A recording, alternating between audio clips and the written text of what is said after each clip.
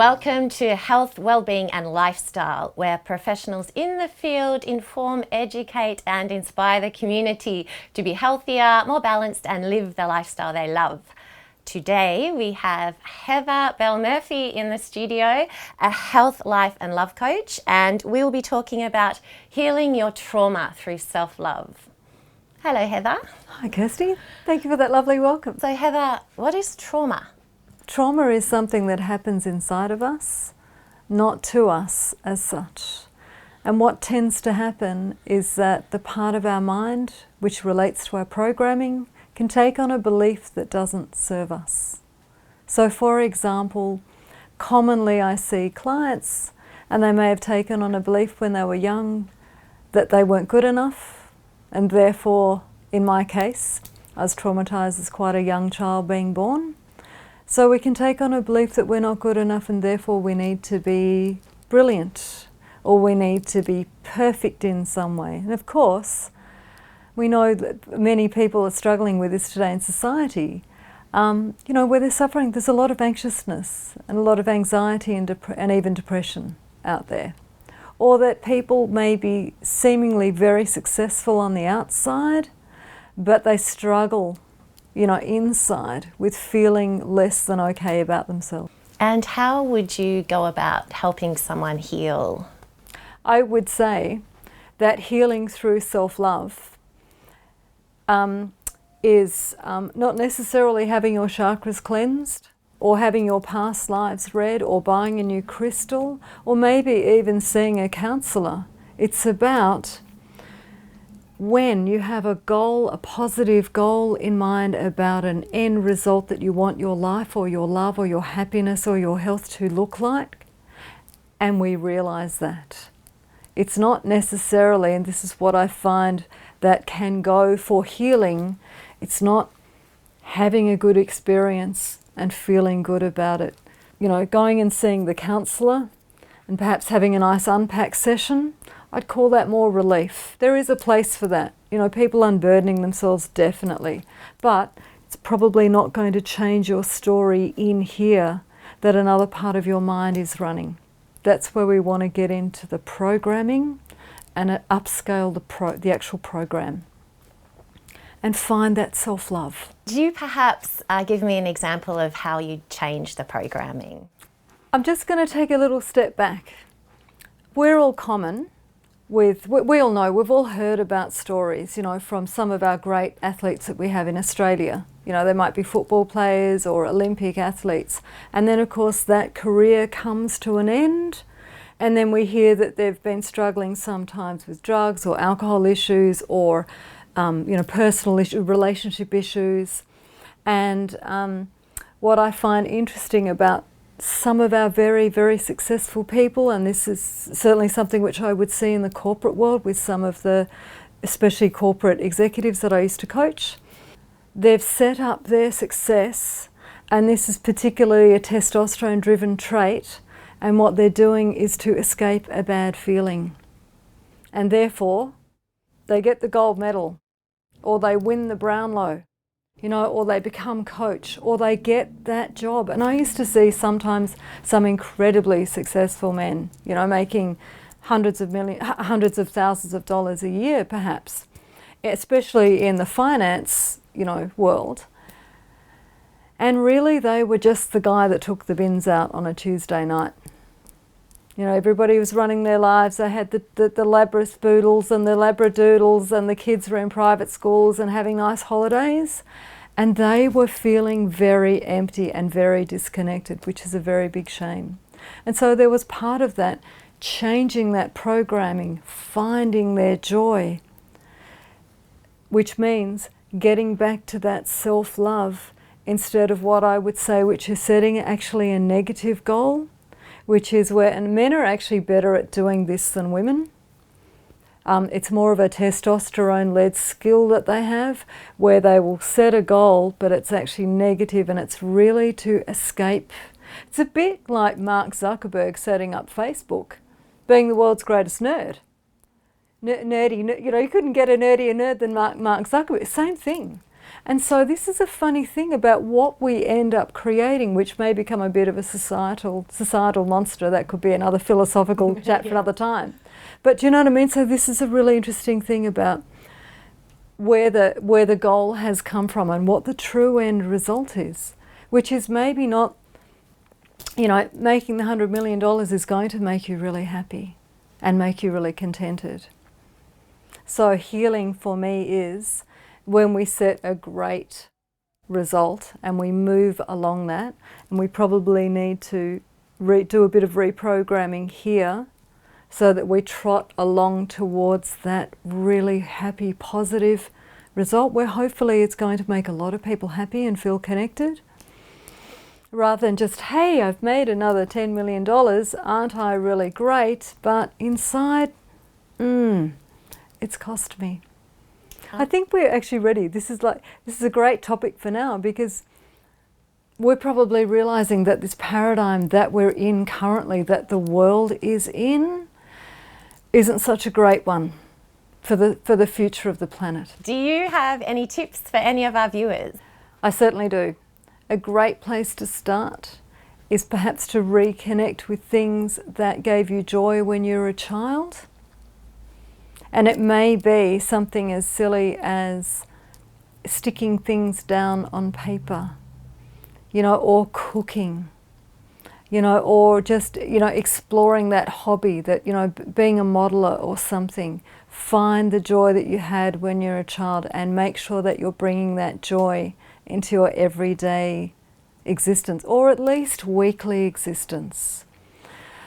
If you've got some bumpy experiences that you know need to be resolved, look for a great mentor. Look for a great therapist, mentor or doctor. And I think this is also a really great time, because I'm now meeting a lot of GPs and they are realizing that there are other therapies available to people that of course complement making sure that they have a good mental health plan, but are complementary. And I always encourage clients that they always, you know, keep checking in with their doctors, or if they're seeing perhaps a psychologist, to keep checking in with them, to make sure that we're all working towards the same goal. It's not an exclusion thing. And third great tip, look for the joy in life. Definitely go out there. You've got my full permission. Everybody does. All my beautiful, brave clients to come and see me. Find your joy, whatever it is that means. Thanks, Heather. They were great tips. And if you want more information on how to heal your trauma through self-love with the help of Heather Belle Murphy, you can find her webpage on our website, healthwellbeingandlifestyle.com.au. We're going to a break, but stay tuned for another fascinating guest and very interesting topic. Stay tuned. After the break, breathwork expert and life coach Christine Hart-Savage will be talking about overcoming anxiety.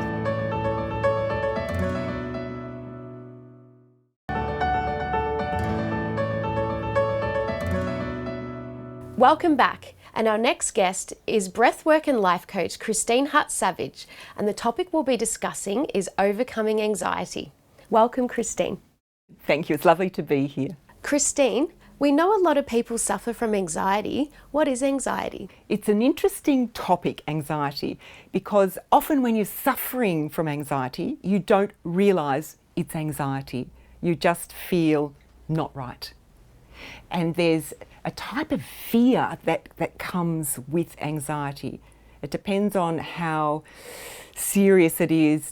Anxiety can be sort of, it's like, put it this way, it's like, for me, a river that runs always in the background. And some days that river rises up and becomes really full and powerful, and other times it settles down a bit, but it's always running in the background. It's always this level of discomfort. And in that discomfort is fear, like there's a fear. And when it's really strong, it's terror, it's dread. And that's when I used to think, oh my God, I'd rather die than be experiencing this.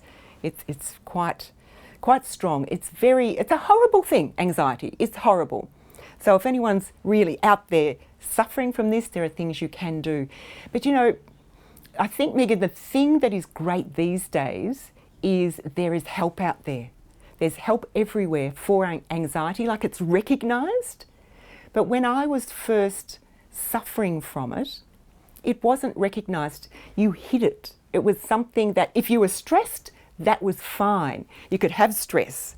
But if you were anxious, you couldn't tell anybody because it was taboo, anxiety. So now it's different. It's like, yes, I have anxiety, and people understand it a lot better. But the symptoms that I had were this feeling of, if you imagine a whole group of butterflies or moths, it's probably more like moths than butterflies, and they're all flapping together and they're all banging into each other in your solar plexus, like your stomach area. And then this fear starts to take you over. And then you start to have thoughts of dread, fearful thoughts, worry thoughts, and you just feel yourself contracting in, and it's really powerful, and it literally takes you over, completely takes you over. The way you describe it, it sounds like you've experienced it yourself. Most definitely.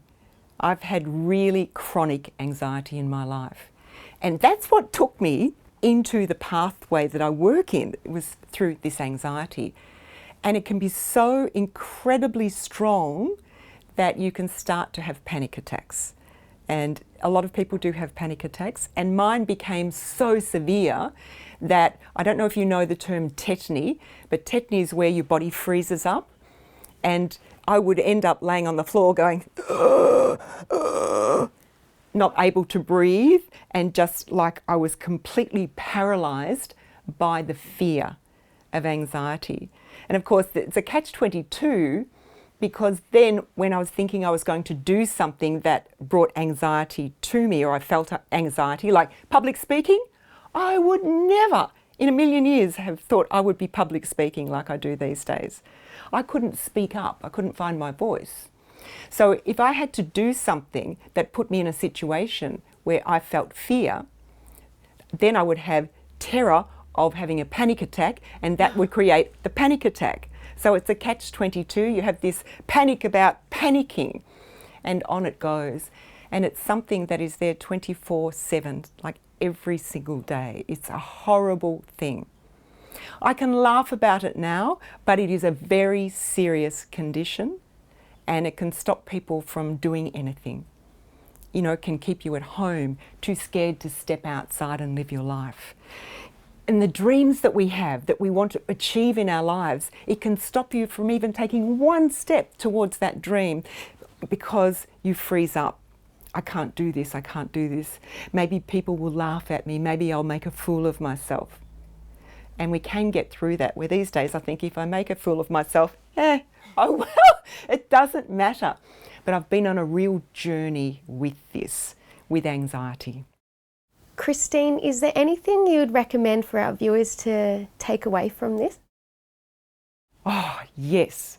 Firstly, when you're feeling anxious, just take a step back.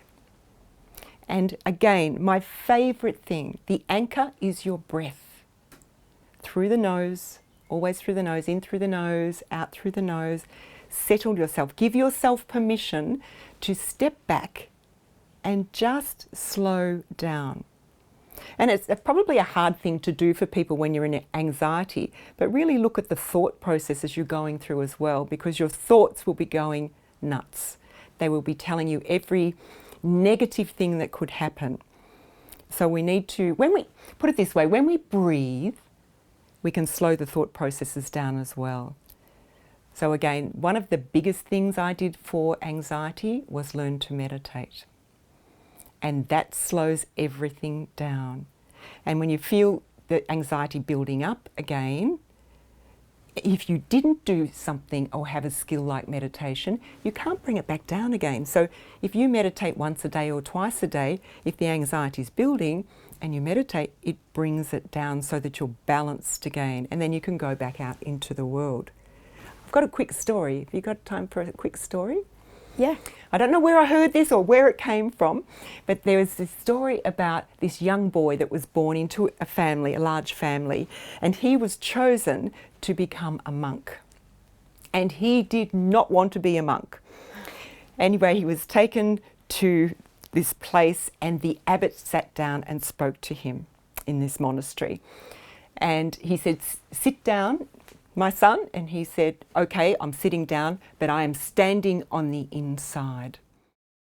And then one day the abbot was out and about and he happened to notice this young boy walking up the passageway towards him, and he thought, this is this young man. And he stopped and he spoke to him and he said, "I see you are standing on the outside, but now you are sitting on the inside." That is what meditation can do for you. That's what it's done for me. That's why I love to teach people meditation. What a fantastic story, Christine. If you'd like to know more about overcoming anxiety and Christine Hart-Savage, go to her webpage on our website, healthwellbeingandlifestyle.com.au. And after the break, we'll have another interesting guest with another interesting topic. Stay tuned. After the break, health coach and author Kaveri Sequeira is talking about food marketing.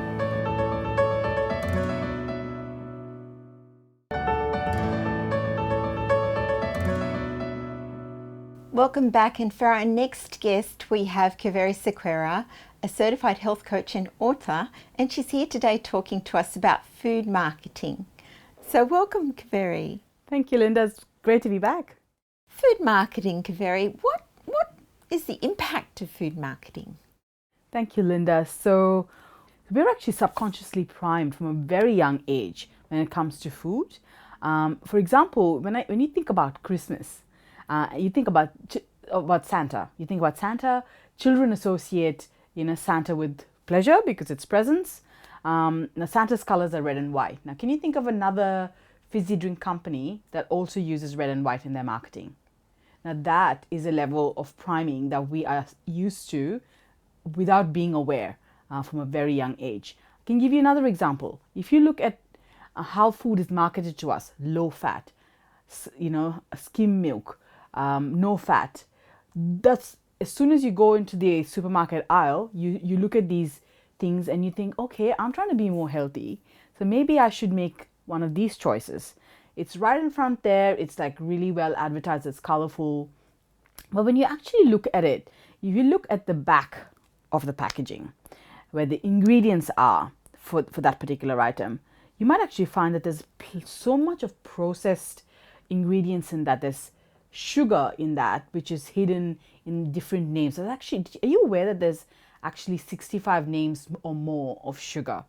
So sugar so you might think you're making a really good choice by making a low fat or no fat, but that's being replaced by processed food, or worse, with things like sugar and in its different names. So you might actually think you're making a healthy choice, but actually you're not. And that is one of the impacts of food marketing. So another example is when, say, you go to a restaurant. Have you ever actually wondered why in the restaurant they give you free bread as soon as you walk in? What happens with free bread is that it's got a lot of junk sugars. And when you actually eat it, your body actually gets more hungry, not less. Have you wondered why you're never full after eating like 3 of those pieces of bread? The reason is we're not getting our nourishment from that food. It is not nourishing. It actually makes you more hungry. What happens when you're more hungry? You're going to order more. And that is all part of the subconscious priming that we're conditioned to from a very young age. So it's really important that we're aware of it, and we are educated on how to make better decisions and vote with our money better. And so why is it important to know these food industry of tactics, food marketing tactics? As I said, it's really important that we educate ourselves and be informed about the very fact that just a couple of things that I've just mentioned to you. Because if you don't, you're going to go ahead and make those decisions thinking you're making a healthy decision, a healthy choice, but actually you're not doing anything positive for your health. In fact, it's probably more detrimental because it's so much away from the natural diet. So I have a great story. I have a woman in her 50s. I know a woman in her 50s, and she was morbidly overweight and very unhappy, had a lot of pain due to arthritis, and just basically lacked basic mobility that we would expect to have. Very unhappy with her quality of life, didn't have any energy, couldn't even go up and down her own stairs. And she learned a few of these food marketing tactics that I just shared with you, and overall changed her diet to a more natural human diet.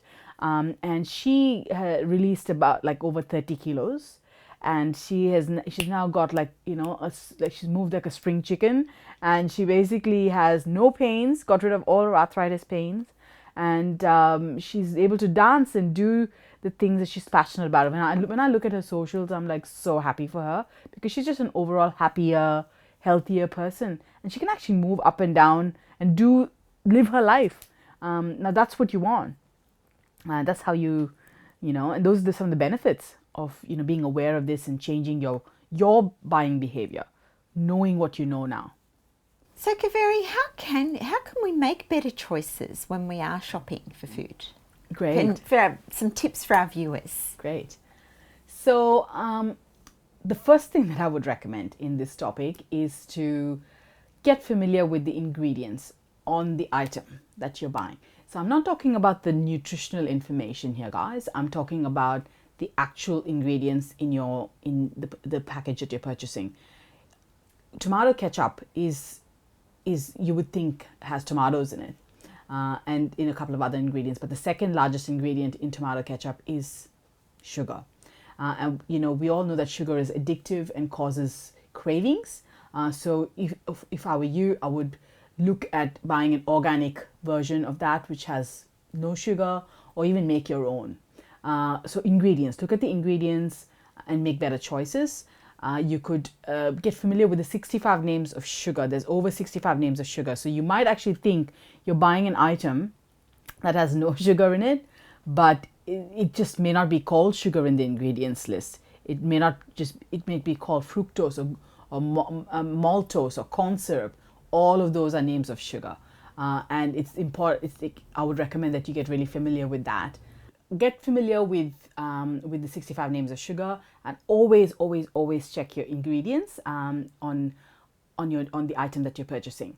The other thing you could do is limit things which have got refined sugar in it. So if you know that particular item, so if you know there's soft drinks, or if you look at the ingredients of soft drinks, you'll find that just doing that, you will be like shocked at what all things have got added sugar in it. Things that you don't think, for example, pasta sauce might have added sugar in it. So get familiar with the ingredients in everything you buy. Understand what those 65 names of sugar are. You could also make better choices if you want sugar. So I would recommend you have fruits, natural fruits in honey, and you meet your sugar craving from those products. Even things like grain have got a lot of junk sugars in it. So I would recommend reducing that as part of your diet as well, because that actually causes cravings as well. And dairy also is something that I recommend that you limit. Well, thank you, Kaveri, for that. And for more information on Kaveri and food marketing, and also for that 65 names of sugar, then please go to her webpage on our website, healthwellbeingandlifestyle.com.au. And for now, we'll leave it till next week and be back with more amazing guests. If you would like to know more about our show, please like our Facebook page and subscribe to our YouTube channel.